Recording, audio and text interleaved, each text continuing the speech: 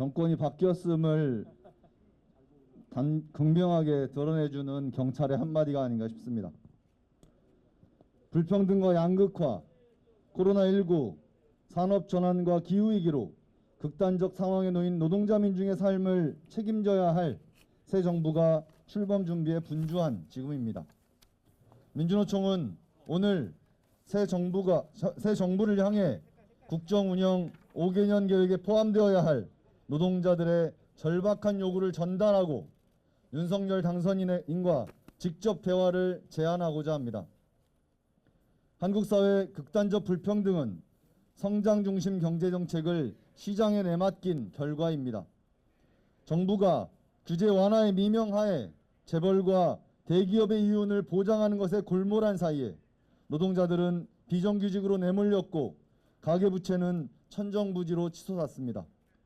그럼에도 불구하고 윤석열 당선인이 민간을 앞세운 성장 경제를 추구하고 규제 완화와 부자 감세를 추진하겠다는 것은 벼랑 끝에 선 노동자, 민중들을 나락으로 밀어버리는 것과 같습니다. 우리 경제는 빠르고 높은 성장으로 선진국 반열에 올랐으나 그 속도 탓에 사회 안전망이 부족합니다. 취약합니다. 지속적으로 높은 성장을 담보하는 것이 불가능해진 지금에라도 공공성을 강화해야 위기에 대처할 수 있고 모두의 생존을 담보할 수 있습니다.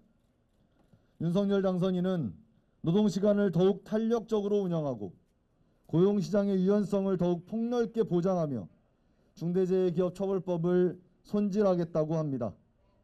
노동자들에게 언제든 해고될 위험 속에서 죽도록 장시간을 일하고 죽어도 책임지지 않겠다는 선언과 다름없습니다.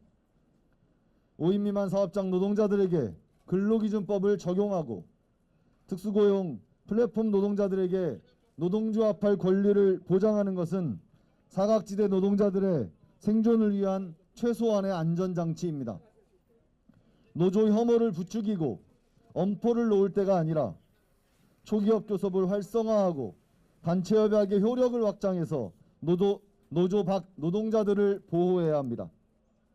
산업재편과 기후위기로 감소하는 일자리의 해법은 정부가 주도해서 공무원, 교사, 의료, 돌봄과 같은 공공부문 양질의 일자리를 만들어내고 대기업으로 대표되는 민간의 좋은 일자리가 유지, 확대될 수 있도록 정부가 역할해야 합니다.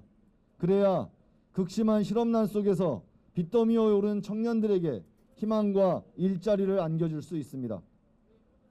지속적으로 늘어가는 비정규직 문제를 해결하지 않고 우리 사회 불평등 양극화 문제 해법은 없습니다. 상시 지속 업무에 대해서 원칙적으로 비정규직 사용을 제한하고 고용의 패러다임을 바꾸어 정부가 모범 사용자로서의 역할을 해야 합니다.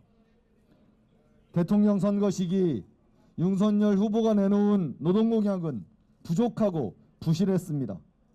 새 정부의 5년을 설계하는 지금이 노동자의 목소리를 들어 부족함을 채우고 노동자의 삶을 들여다보아 부실함을 바로잡을 수 있는 적기이자 기회입니다. 민주노총은 노동권 보장의 문제, 노동자의 일자리 문제, 비정규직 문제에 대해서 우선적으로 시급하게 당선인과의 대화를 요구합니다. 윤석열 당선인이 그리고 국민의힘이 민주노총에 가지고 있는 부정적 인식을 잘 알고 있습니다.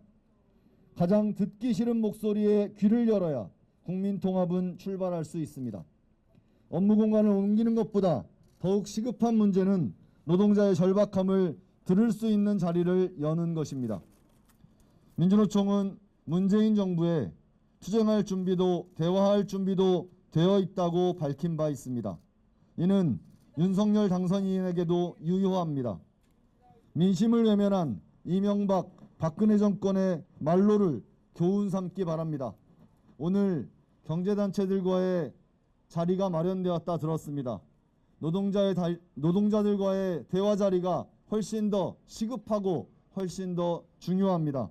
조속하고 진지한 만남을 기대합니다. 이상입니다.